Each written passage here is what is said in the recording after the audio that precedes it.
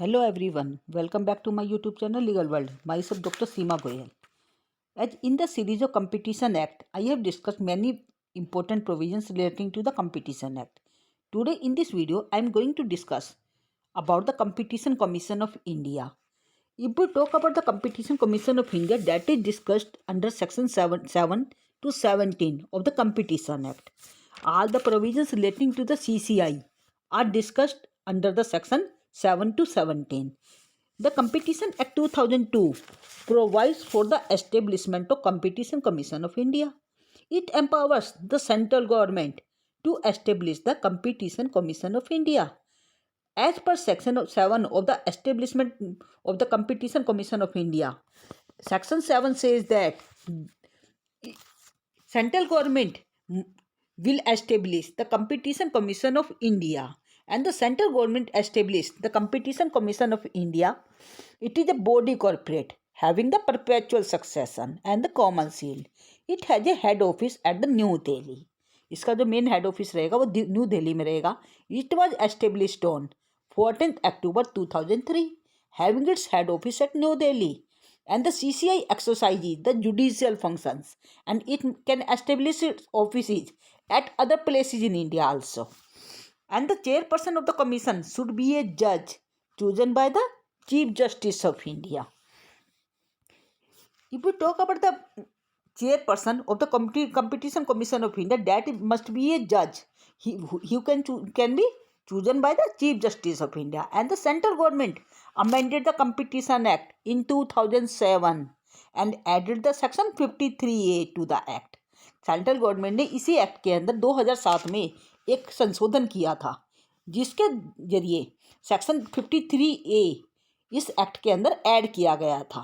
और यही एक्ट वो सेक्शन है which empowers the government to establish the compat means competition appellate tribunal competition appellate tribunal, and the government then established the competition appellate tribunal with effect from 15th May 2009 and having its headquarter at New Delhi. तो जैसा कि मैंने बताया जो 2007 में amendment आया था इसके अंदर कंपटीशन एक्ट के अंदर, इसके अंदर सेक्शन 53A ऐड किया गया था. इसके थ्रू कंपटीशन अपीलेट ट्रिब्यूनल की स्थापना का प्रावधान रखा गया था. और गवर्नमेंट ने पहला जो कंपटीशन अपीलेट ट्रिब्यूनल था वो 15 मई 2009 को एस्टेब्लिश किया, और इसका जो हेडक्वार्टर था वो न्यू दिल्ली के अंदर स्थापित किया गया.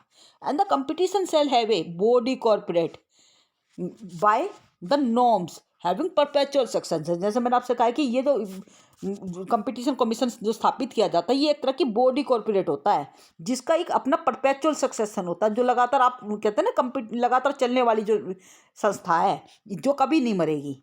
And common seal like a company, जैसा आपने कंपनी में सुना होगा.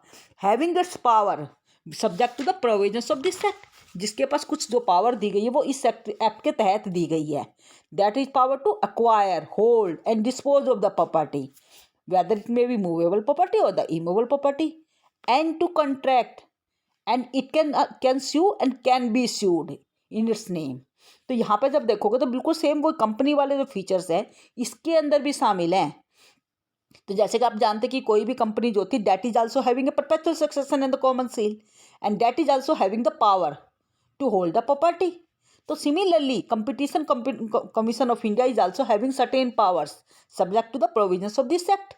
That is having the power to acquire, hold and dispose of the property, whether it may be movable property or the immovable property. And to contract, ये contract करने की भी इसके पास पावर दी गई है, और ये किसी के खिलाफ मुकदमा भी फाइल किया जा सकता है इसके द्वारा, या फिर कोई भी व्यक्ति इसके नाम में मुकदमा फाइल कर सकता है. And the competition commission of India may establish it's office at other places in India. यदि ये चाहे तो इसके जो ऑफिस हैं वो दूसरे स्थान पे भी खोले जा सकते हैं. बट यहाँ पे जो हेड ऑफिस की जब आप बात करते हैं, the head office of the competition commission shall be at place as the central government में decide from time to time. जैसा कि सेंट्रल गवर्नमेंट जैसे समय से समय जो डिसाइड करेंगी उसी हिसाब से उसका जो हेड ऑफिस है वहीं पे स्थापित किया जाएगा. तो this was all about the competition commission of India. About section 7, if we talk about the section 8 that is describing about the composition of the commission. And if we talk about the composition of commission, that is discussed under section 8 of the Competition Act. Section 8 clause 1 provides that competition commission shall have a chairperson and not less than 2 and not more than 6 other members. यदि हम देखें competition commission जो होता है, इसके अंदर आप देखेंगे तो एक तो चेयरपर्सन रहेगा, इसके अलावा दो से कम तो मेंबर होने ही नहीं है, और इसके अलावा 6 से ज़्यादा मेंबर नहीं हो सकते. मीन्स यहाँ पे चेयरपर्सन को यदि आप इंक्लूड करते हैं, not more than 7 members should be there. वहाँ पे 7 से ज़्यादा मेंबर नहीं होंगे. Which will be appointed by the central government, जिनको अपॉइंटमेंट दी जाएगी सेंट्रल गवर्नमेंट के द्वारा. If we talk about the members, including the chairperson, these members may be relating to the member of the administration and coordination division, member of the investigation division, member of the economic division, member of the combination division, member of the antitrust division, and the member of the legal division. These are the 6 division which can consist members. इनके members आप वो include कर सकते हैं. इसके अलावा मैंने आपको बताया chairperson, he is also the member of the commission. तो यहाँ पे आप देखोगे तो टोटल चेयरपर्सन को मिला के टोटल 7 मेंबर से ज़्यादा नहीं होंगे. और ये जो 7 मेंबर आपको बताए मैंने, वो उसमें कौन कौन से मेंबर बताए? एडमिनिस्ट्रेटिव और कोऑर्डिनेशन डिवीजन का मेंबर, दूसरा मैंने आपको बताया इन्वेस्टिगेशन डिवीजन का member, third is economic division के मेंबर, फोर्थ कम्बिनेशन डिवीजन के member, fifth anti trust division का member, and the last one is legal division member of the legal division. So these are the total 6 members that can be appointed, जिनको appoint किया जा सकता है, and that can make the composition, that is the making the composition of the commission. तो आप ये कहेंगे कि कम से कम तो 2 मेंबर होने जरूरी है और ज़्यादा से ज़्यादा 6 मेंबर होंगे. But if we include the chairperson that may be there में भी टोटल 7 मेंबर्स. इसका मतलब यहाँ पर आप देखेंगे तो टोटल मिला के 7 मेंबर्स हो सकते हैं. If we talk about the qualification of the chairperson and other members, यदि हम क्वालिफिकेशन की बात करते हैं चेयरपर्सन और अदर मेंबर्स की, they are discussed under section 8 clause 2. जैसे कि मैंने आपको बताया 8 क्लोज 1 के अंदर तो कंपटीशन कमीशन ऑफ इंडिया का कंपोजिशन दिया गया है कि वो उसमें उन्होंने ये बताया कि एक चेयरपर्सन होगा और कम से कम 2 मेंबर और ज़्यादा से ज़्यादा 6 मेंबर अपॉइंट किए जा सकते हैं. This are discuss under the section 8 clause 1. If we talk about section 8 clause 2, that is discussing about the qualification of the chairperson and other members.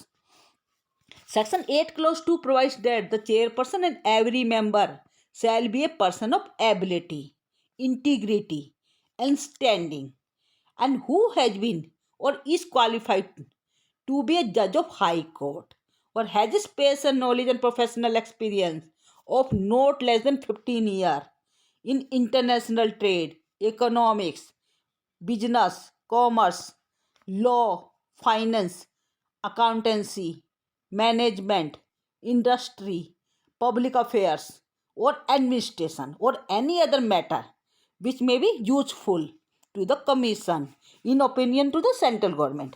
तो जिसमें से मतलब ये जो फील्ड मैंने आपको बताया, इनमें से कोई भी स्पेशल ओपिनियन मतलब कोई भी स्पेशल नॉलेज हो सकता है, स्पेशल एक्सपीरियंस उनके पास हो सकता है, परंतु जो स्पेशल एक्सपीरियंस मैंने आपको बताया है वो 15 साल से कम का एक्सपीरियंस नहीं होना चाहिए.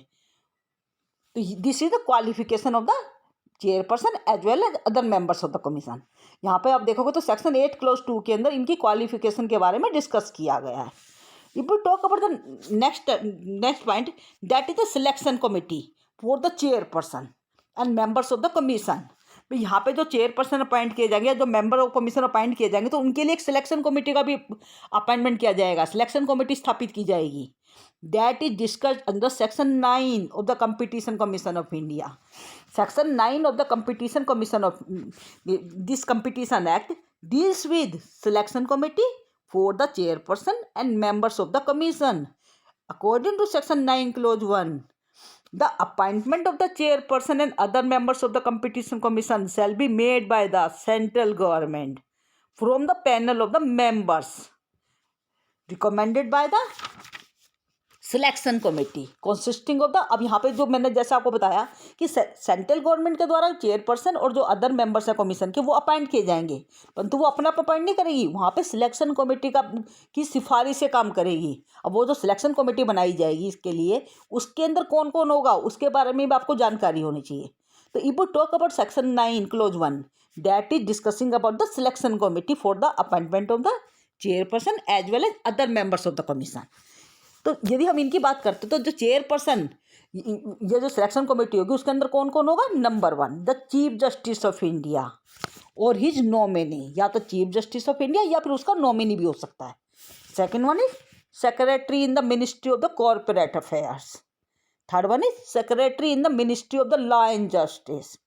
Fourth is 2 experts of repute who have special knowledge of and professional experience in the international trade, economics, business, commerce, law, finance, accountancy, management, industry, public affairs, or the competition matters including the competition law and the policy।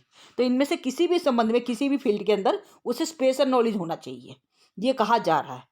तो यहाँ पे जब selection committee के members के बारे में मैंने आपको बताया है, तो सिलेक्शन कमेटी के अंदर एक तो चीफ जस्टिस ऑफ इंडिया या उनके नॉमिनी काम करेंगे। सेकंड वन मैंने आपको बताया secretary of the ministry of the corporate affairs, जो कॉर्पोरेट अफेयर्स के जो मिनिस्टर होते हैं के जो सेक्रेटरी होते हैं वो भी इसके मेंबर होंगे। Secretary in the ministry of the law and justice third member है ये। फोर्थ मैंने आपको बताया 2 एक्सपर्ट जिनका इन जो फील्ड मैंने आपको बताया है इनके अंदर स्पेशल नॉलेज या एक्सपीरियंस हो, जिनके पास कौन से फील्ड बताए गए हैं? International trade, economics, business, commerce, law, finance, accounting, management, industry, public affairs और competition matters including the competition law. तो these are the members who constitute the selection committee for the appointment of the chairperson as well as other members. This is discussed under section 9 clause 1. If we talk about the section 9 clause 2, it provides that the terms of the office of the selection committee and the manner of the selection of the panel shall be such as may be prescribed। यहाँ पे जब selection committee के जैसे मैंने आपको बताया कि selection committee का जो चयन किया जाएगा उसके लिए एक प्रॉपर प्रोसीजर अपनाया जाएगा, उसका एक प्रॉपर तरीका होगा और जो मतलब उसके लिए एक पैनल बिठाया जाएगा। तो वो उसके लिए जो तरीका बताएगा वो सेक्शन 9 क्लोज 2 के अंदर इसका बारे में डिस्कस किया है। और for this purpose the government has made competition commission of India CCI terms of the selection of the panel of the names rule 2008 के तहत यहाँ पे पर्पज बताया गया गवर्नमेंट का भी, उसके लिए एक CCI भी यहाँ पे रहेगा। तो यहाँ पे section 9 close 2 discusses about the terms of the selection committee कि सिलेक्शन कमेटी किस टर्म्स पे कार्य करेगी और उनको किस तरह से अपॉइंट किया जाएगा, उनके उसका क्या तरीका रहेगा, उसके बारे में सेक्शन 9 क्लोज 2 के अंदर डिस्कस किया गया है। If we talk about the section 10 that is discussing about the term of the office of the chairperson and as well as other members. यहाँ पे जो चेयरपर्सन अपॉइंट किए जा रहे हैं, ये जो बाकी मेंबर अपॉइंट किए जा रहे हैं, इनका टर्म ऑफ ऑफिस क्या होगा, कितने साल के लिए वो अपने पोस्ट तक बने रहेंगे, इसके बारे में सेक्शन 10 में डिस्कस किया गया है। Section 10 close 1 says that the chairperson and other members shall be the whole time member and the chairperson and every other member shall hold office for a term of 5 years from the date on which he enters upon his office। तो ये जो मैंने बताया chairperson या जो other members होंगे, पहली बात तो ये होल टाइम मेंबर होंगे और इनका जो अपॉइंटमेंट किया जाएगा वो 5 साल के लिए किया जाएगा जब वो अपने ऑफिस में एंटर करते हैं उस डेट से। एंड द नो चेयरपर्सन और the other member shall hold office after he has attained the age of 65 year. हाँ, 65 साल की उम्र के बाद वो ऑफिस को होल्ड नहीं कर पाएंगे। तो यहाँ पे क्या बताया कि chairperson and the other member shall hold office up to the 5 year, 5 साल के लिए उन्हें अपॉइंट किया जा रहा है and up to the age of 67 year, 67 year तक के लिए चेयरपर्सन का वो बताया गया है, एज बताई गई है कि 67 साल की उम्र के बाद चेयरपर्सन अपॉइंट वो अपनी पोस्ट पे नहीं रहेंगे। या फिर बाकी जो मेंबर की यदि हम बात करते हैं तो उनका ऑफिस का जो टर्म है वो तो 5 साल का ही है, परंतु उनके लिए जो वो बताई गई है एज की जो लिमिट बताई गई है दैट इज फॉर 65 ईयर, 65 साल की उम्र से ऊपर के उनकी एलिजिबिलिटी नहीं मानी जा रही है। तो ये आपको ध्यान रखना है। If we talk about the section 11 of this competition act that is discussing about the removal of the chairperson and other members, भी जो चेयरपर्सन अपॉइंट किए जा रहे हैं, जो अदर मेंबर्स अपॉइंट किए जा रहे हैं, इनका रिमूवल कैसे किया जा सकता है। If we talk about the chairperson and other members removal that is discussed under section 11 and they can be removed by the central government, इनको रिमूव किया जा सकता है सेंट्रल गवर्नमेंट के द्वारा। कब कब के रिमूव कर सकते हैं? इन द फ्लोइंग केसेस, कुछ ऐसे केसेस कंडीशन बताई गई जब इनको रिमूव किया जा सकता है। तो उन कंडीशन के अंदर आप डिस्कस कीजिए। नंबर 1 वेयर ही इज अजस्ट एज एन इंसॉल्वेंट, जहाँ पर उस व्यक्ति को, जो इसका मेंबर है या फिर चेयरपर्सन है, उसको इंसॉल्वेंट घोषित कर दिया जाए, दिवालिया घोषित कर दिया जाए। सेकेंड वन इज वो where he has been engaged in paid employment, यदि वो उस ऑफिस के अलावा किसी भी पेड एम्प्लॉयमेंट के रूप में कार्य कर रहा है, then he can also remove from his office, तब भी उसको उसके ऑफिस से रिमूव किया जा सकता है। Third one is where he has been convicted of an offence involving the moral turpitude, जहाँ पर किसी भी तरह के ऑफेंस में वो इन्वॉल्व पाए जाते हैं, उसके अंदर मॉरल टर्पिट्यूड का भी ऑफेंस शामिल है। This is discussed under section 11 की भी यहाँ पर ऐसे व्यक्ति को जो कहीं ना कहीं ऑफेंस के अंदर दोषी पाया जाता है, ऐसे व्यक्ति को भी वहाँ का वो चेयरपर्सन या मेंबर नहीं रहने दिया जाएगा, उसको रिमूव कर दिया जाएगा। And the fourth one is where he has acquired such financial or other interest as is likely to affect prejudicially, जहाँ पर उसने उस व्यक्ति ने, वो जो चेयरपर्सन है या अदर मेंबर है, उसने कोई फाइनेंशियल या कोई अदर इंटरेस्ट एक्वायर किया है जो कहीं ना कहीं गलत तरीके से उसे अफेक्ट कर रहा है। And the next one is where he has abused his position, जहाँ पर उस व्यक्ति ने अपनी स्थिति का गलत फायदा उठाया हो, या फिर where he has become physically और मेंटली इनकेपेबल, यदि वो व्यक्ति जो चेयरपर्सन की पोस्ट पे है या फिर अदर मेंबर की पोस्ट पे है, वो फिजिकली या मेंटली इनकेपेबल बन जाता है, अयोग्य घोषित हो जाता है, then he can also be remove from his post, तब भी उसको उसकी पोस्ट से हटाया जा सकता है। तो these are the certain disqualifications on the basis of which they can be removed, जहाँ पे इनको हटाया जा सकता है। If you talk about the next point, that is the restriction on the employment of the chairperson and other members, कि ये जो जिस भी व्यक्ति को चेयरपर्सन या अदर मेंबर्स के रूप में कंपटीशन के लिए अपॉइंट किया जाता है, तो वहाँ पर उनके लिए क्या रिस्ट्रिक्शन डाली गई है।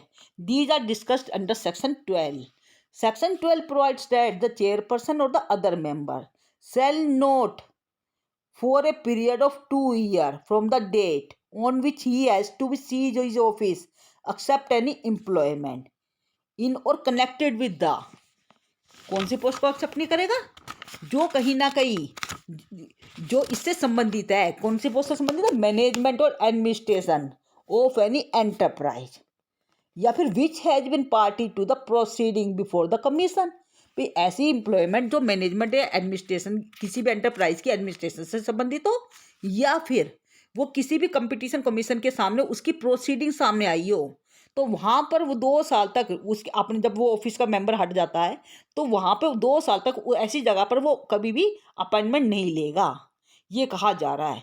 तो there is restriction on the employment of the chairperson and other members which are described in the section 12. However, this restriction shall not apply to the employment. इस तरह की जो restriction है वो employment पे apply नहीं होगी under the central government or the state government or the local authority or any corporate establishment by the state government और द सेंट्रल गवर्नमेंट। तो सीधी बात है कि इस तरह की मतलब जो रिस्ट्रिक्शन जो मैं बता रही हूँ यहाँ पर सेक्शन 12 के तहत, वो सेंट्रल गवर्नमेंट या स्टेट गवर्नमेंट या लोकल अथॉरिटी के द्वारा जो एम्प्लॉयमेंट है उनके संबंध में इसको नहीं माना जाएगा, ये कहा जा रहा है। We talk about the next point that is discussing under section 13। Section 13 deals with the administrative powers of the chairperson. Section 13 जो है कंपटीशन एक्ट का, वो एडमिनिस्ट्रेटिव पावर के बारे में बताता है कि चेयरपर्सन की कौन कौन सी एडमिनिस्ट्रेटिव पावर होगी। Section 13 says that the chairperson of the competition commission of India is wasted with the powers of the general superintendence, direction and control in respect of the administrative matters of the CCI। जो chairperson होगा उसको power दी जाएगी, किस चीज़ की power दी जाएगी, general superintendence की, direction की और कंट्रोल करने की। किसके संबंध में, जो एडमिनिस्ट्रेटिव मैटर्स हैं CCI के रिलेटेड। तो कंपटीशन कमीशन ऑफ इंडिया के जितने भी एडमिनिस्ट्रेटिव मैटर्स होते हैं उनको जनरल सुपरिटेंडेंस की, डायरेक्शन करने की और कंट्रोल करने की जो पावर होती है वो चेयरपर्सन के पास होती है। This is discussed under section 13। However the chairperson में डेलीगेट हिज पावर, जो चेयरपर्सन है वो अपनी इस पावर को डेलीगेट भी कर सकता है। जो इससे संबंधित मैटर है, जो कंपटीशन कमीशन ऑफ इंडिया से संबंधित मैटर है, उन पावर को डेलीगेट किया जा सकता है। किसको डेलीगेट किया जा सकता है, टू एनी अदर मेंबर्स और ऑफिसर्स ऑफ द कमीशन। जो इस कमीशन के अदर मेंबर है, ये जो ऑफिसर्स हैं, उनको ये पावर डेलीगेट भी की जा सकती है। That is discuss under section 13। तो इसका लिए हम क्या कहेंगे कि सेक्शन 13 जो है वो चेयरपर्सन की एडमिनिस्ट्रेटिव पावर के बारे में डिस्कस करता है। If we talk about the section 14 of the Competition Act, that is discussing about the salary and allowances of the other terms and conditions of the service of the chairperson and other members। कि यहाँ पे जो chairperson है या जो other members है उनकी salary क्या रहेगी, उनके अलाउंस क्या रहेंगे, उसके अलावा बाकी टर्म्स क्या रहेगी, इसके बारे में सेक्शन 14 के अंदर डिस्कस किया गया है। Section 40 says that the salary and other terms and conditions of the service of the chairperson as well as other members of the Competition Commission of India, including the traveling expenses, house rent, allowance, etc. या फिर other facilities की बात करें तो these are to be prescribe. ये सब facilities उन्हें दी जाएगी। In exercise the power of the conferred to them, मतलब यहाँ पे जो भी पावर उन्हें पे कन्फर्ट की गई है, the central government has made the competition commission of India. वहाँ पे जो उनकी जो सैलरी अलाउंसेस वगैरह है वो उसके लिए मतलब यहाँ पे कंपटीशन कमीशन ऑफ इंडिया के लिए यहाँ पर एक रूल बनाया गया है। वो कौन सा है? Salary and allowances and other terms and conditions of the service of the chairperson and other members, rule 2003। क्या बताया मैंने आपको? सैलरी एंड अलाउंसेस से संबंधित प्रोविजन बताने के लिए एक नया बॉडी बनाई गई है जिसे कहा जा रहा है salary and allowances and other terms and conditions of the service of the chairperson and other members, rule 2003।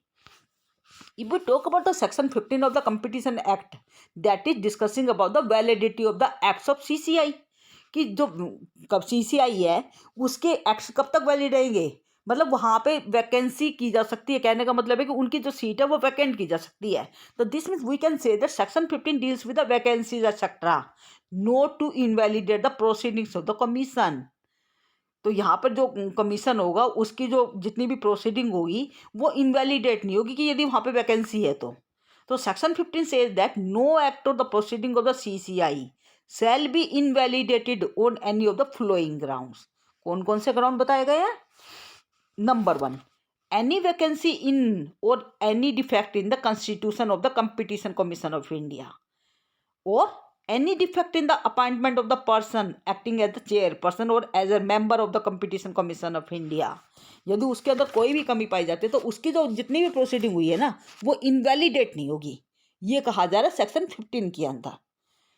If we talk about the next section, that is section 16. Section 16 of the Competition Act deals with the appointment of the Director General। Section 16 जो है वो appointment जो director general है उनकी appointment के बारे में बताता है।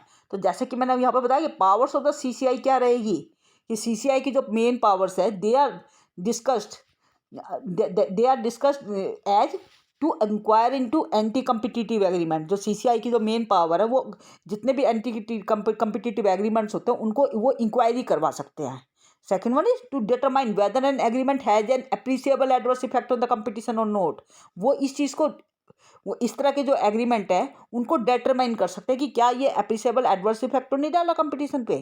Third one is inquire whether combination has caused or is likely to cause appreciable adverse effect.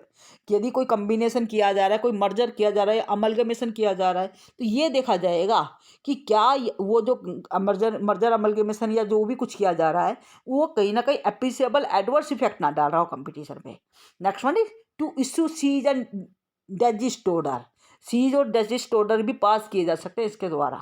Next is to grant such interim relief as would be necessary. यदि कोई इंटरिम रिलीफ प्रोवाइड करना जरूरी हो जाता तो वो ऐसे ऑर्डर भी पास कर सकता है।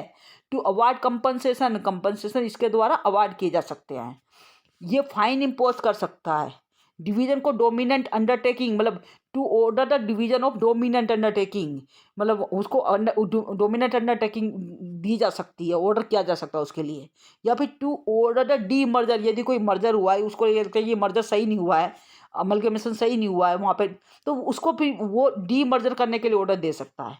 And to order the cost for frivolous complaint, यदि कोई गलत तरह की कंप्लेंट उसके द्वारा फाइल की गई है तो उसके लिए ये कह सकता है कि उसको उसकी कॉस्ट पे करनी होगी।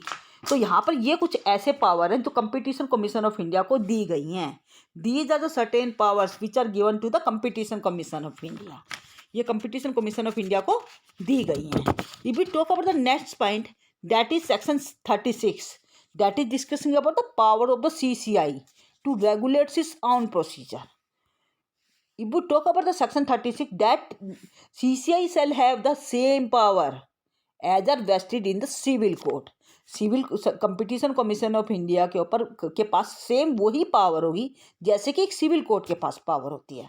जैसे कि आप जानते हैं कि वो उसके लिए क्या कौन सा एक्ट कार्य करता है, code of civil procedure CPC 1908, उसके तहत जो पावर दी जाती है सिविल कोर्ट को, सेम वही पावर CCI के पास भी होगी जब वो उनके सामने कोई भी मुकदमा उनके सामने लाया जाएगा। And in respect of the flowing matters, कौन से मैटर्स में ऐसी पावर दी जाएगी? Number 1, summoning and enforcing the attendance of any person and examine them on oath. यदि कोई भी मुकदमा CCI के सामने आता है तो उस संबंध में जब समन की पावर होती है या फिर उसकी पर्सन की किसी की अटेंडेंस वहाँ पे लेनी है या फिर उसको एग्जामिन करने का पर्पज आता है, तो ऐसी स्थिति में वही सेम पावर जो CPC के द्वारा सिविल प्रोसीडिंग के अंदर प्रोवाइड की जाती है, सिविल कोर्ट्स के द्वारा प्रोवाइड कराई जाती है, वही सेम पावर CCI के पास भी रहेगी। इसके अलावा requiring the discovery and production of the documents, यदि कोई डॉक्यूमेंट प्रस्तुत करना जरूरी हो जाता है तो ऐसी स्थिति में उसके डिस्कवरी के संबंध में वही सेम पावर जो सिविल प्रोसीजर कोर्ट के द्वारा प्रोवाइड की जा रही है सिविल कोर्ट को, same power must be given to the CCI also. वो सेम पावर CCI को भी दी जाएगी। इसके अलावा और कौन सी पावर हो सकती है? Receiving the evidence and affidavit, evidence लेना एफिडेविट पे। इसके अलावा issuing the commission for the examination of witnesses, कि यदि कोई विटनेसेस गवाहों को उसमें पेश करना है तो उसके लिए कोई कमीशन को इशू करना। रिक्वेस्ट एनी पब्लिक रिकॉर्ड, भाई कोई पब्लिक रिकॉर्ड या डॉक्यूमेंट कोई ऑफिस के अंदर लेने हैं तो उसके संबंध में वही सेम पावर दी जाएगी। या फिर dismissing an application in default, कोई अप्लीकेशन जो डिफ़ॉल्ट गलती से उसको डिसमिस कर दिया गया है केस को, तो उसको डिसमिस कर वापस वो करने के लिए फिर उसकी अप्लीकेशन जो देते हैं तो सेम वही जैसे सिविल प्रोसीजर कोड में दी जाती है वही सेम पावर यहाँ पे भी होगी। एंड एनी अदर मैटर, या फिर इससे संबंधित कोई भी मैटर हो सकता है जिसके अंदर वहाँ पर competition commission of India will must have the same power as the civil court which are provided by the CPC, जो CPC के द्वारा सिविल कोर्ट को दी जाती है वही सेम पावर यहाँ पर कंपटीशन कमीशन ऑफ इंडिया के पास भी दी जाएगी, ये कहा जा रहा है। If we talk about section 13, section 13 empowers the commission to call upon the expert from the fields of economic, commerce, accountancy, international trade or any other discipline to assist the commission in conducting the inquiry before it. जैसे कि मैंने आपको बताया section 36 जो है commission इसका competition commission of India का, यहाँ पर देखें तो यहाँ पे section 36 empowers the commission. Section 36 competition act का कमीशन को ये पावर देता है कि वहाँ पर किसी भी फील्ड के एक्सपर्ट को वहाँ पर जो इंक्वायरी कंडक्ट की जा रही है उसकी सहायता के लिए बुलाया जा सकता है। क्या बताया मैंने? Section 36 empowers the commission to call upon the expert. ये कौन से एक्सपर्ट? जो इन फील्ड से संबंधित हो। कौन कौन से फील्ड याद रखेंगे? Economics, commerce, accountancy, international trade, या फिर उससे संबंधित कोई भी डिसिप्लिन से संबंधित कोई मैटर है तो वहाँ पे इंक्वायरी के संबंध में इस तरह के फील्ड से जो एक्सपर्ट है वो बुलाए जा सकते हैं जो उसकी सहायता करेंगे उसका इंक्वायरी के अंदर। If we talk about the next provision, that is about section 16. Section 16 of the Competition Act deals with the Director General. Section 16 जो है Competition Act का वो Director General के बारे में डिस्कस करता है। Section 16 is dealing with the appointment of the Director General. कि यहाँ पे जो कंपटीशन एक्ट है इसके तहत एक डायरेक्टर जनरल की भी अपॉइंटमेंट की जा रही है, तो that is discussed under section 16. Section 16 close 1 says that central government must appoint a director general for the purpose of assisting the commission in conducting the inquiry in the contravention of any of the provisions of this act and performing such other functions as are or may be provided by or under this act. तो यहाँ पे ये कहा जा रहा है कि जो कंपटीशन कमीशन ऑफ इंडिया है यहाँ पर उसके द्वारा एक डायरेक्टर जनरल की भी अपॉइंटमेंट की जाएगी जिसका मेन पर्पज होगा कि वहाँ पर कंपटीशन कमीशन की सहायता करना जब वो कोई इंक्वायरी वगैरह कर रहे होते हैं। तो section 16 of the competition act says that central government must appoint a director general for the purpose of assisting the commission. कि सेंट्रल गवर्नमेंट डायरेक्टर जनरल की अपॉइंटमेंट करेगी जो कंपटीशन कमीशन ऑफ इंडिया की सहायता करेगी किस चीज़ में, इंक्वायरी कंडक्ट करवाने में, जो इस एक्ट के तहत करवाई जा रही है। तो इसके संबंध में सेक्शन 16 के अंदर प्रावधान दिए गए हैं। If we talk about the next part, that is the duties and powers and the functions of the CCI. यहाँ पे जो CCI होता है कंपटीशन कमीशन ऑफ इंडिया है, इसकी क्या क्या ड्यूटीज या पावर या फंक्शन हो सकते हैं, इसके बारे में सेक्शन 18 डिस्कस किया गया है। तो section 18 provides with the powers, duties and functions of the CCI.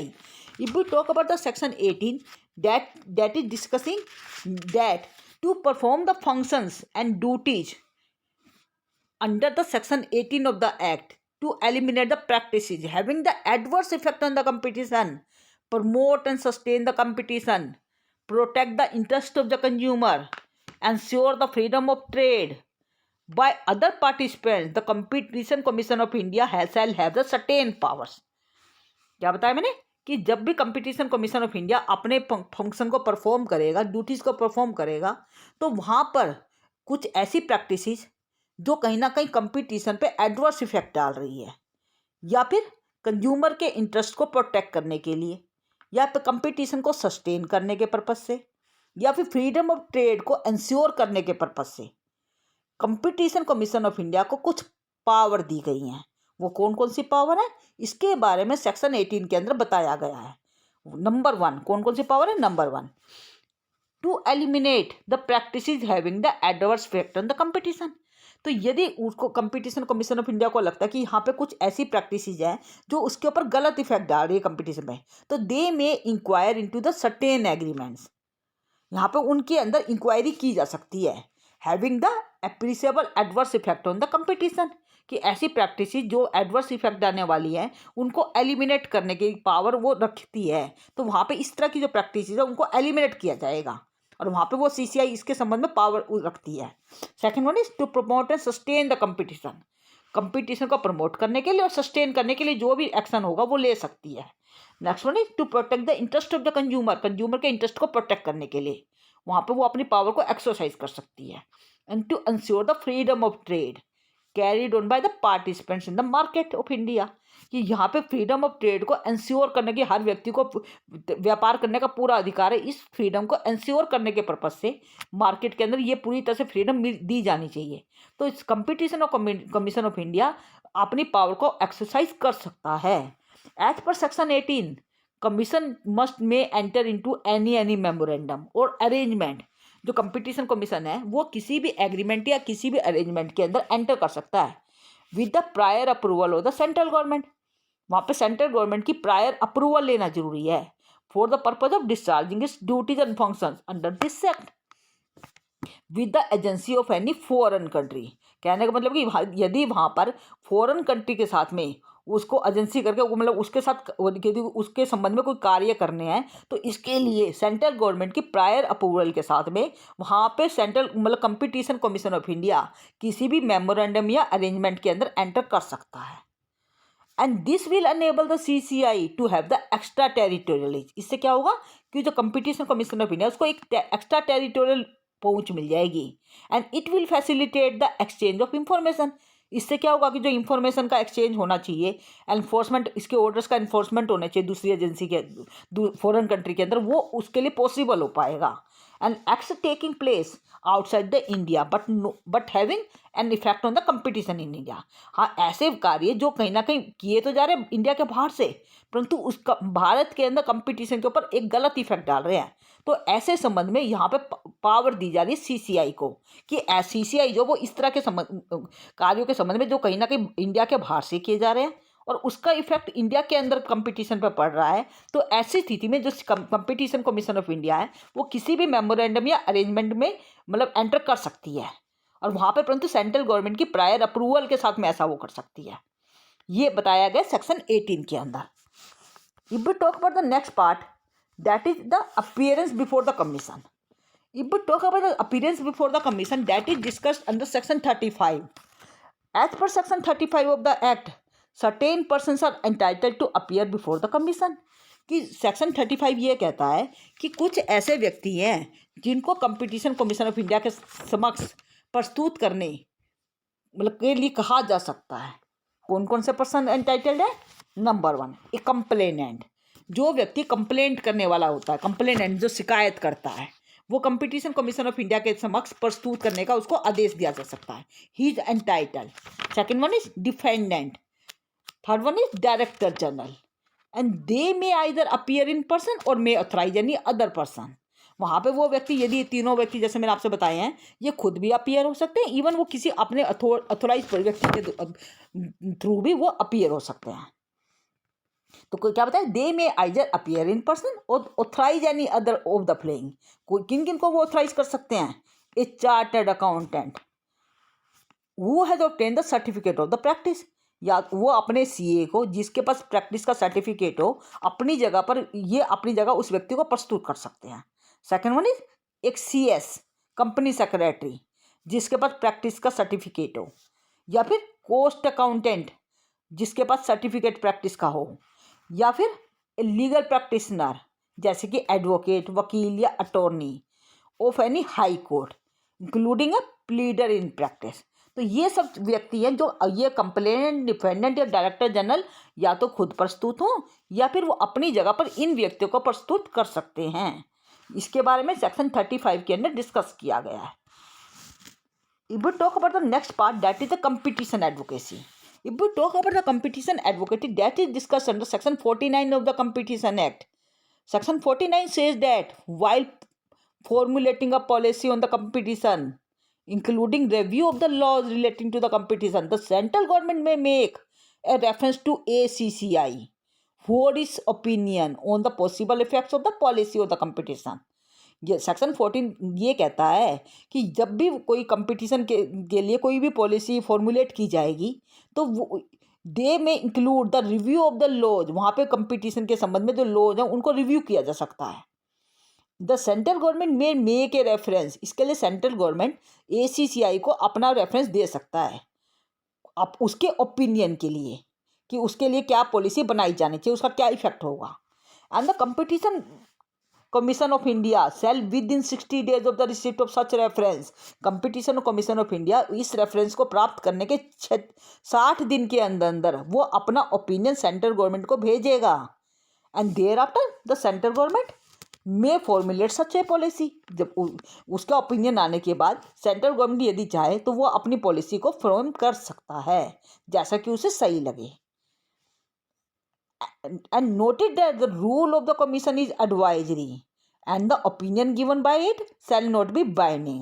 यहाँ पे ये कहा जा रहा है कि जो रूल है कमीशन का वो तो एडवाइजरी रहेगा और जो वहाँ पे जो कंपटीशन कमीशन उसकी जो ओपिनियन दी जा रही है उसको वो बाइंडिंग नेचर की नहीं है। वो यदि चाहे तो उसको मान सकते हैं, यदि वो चाहे तो नेग्लेक्ट भी कर सकती है।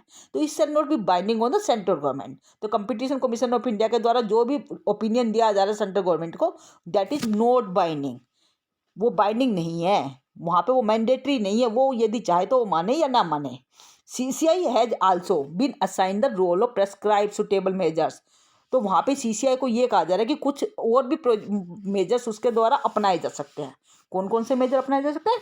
Number 1, promotion of the competition advocacy, creating the awareness about the competition, imparting the training about the competition issues, creating awareness about the benefits of the competition, imparting training in the competition issues is expected to generate the conducive environment to promote and foster competition, which is sine qua non for the accelerating the economic growth. तो this was all about the competition commission of India.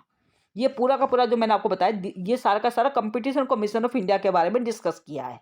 And which is one of the most important part, one of the most important question for the examination point of view, whether it may be a competitive exam or for law exam। ये सभी exams के लिए जरूरी part है जो आपको ध्यान से कर लेना है। If you have any doubt then you must put down in the comment section and don't forget to like, share and subscribe this channel for the further update. Thank you.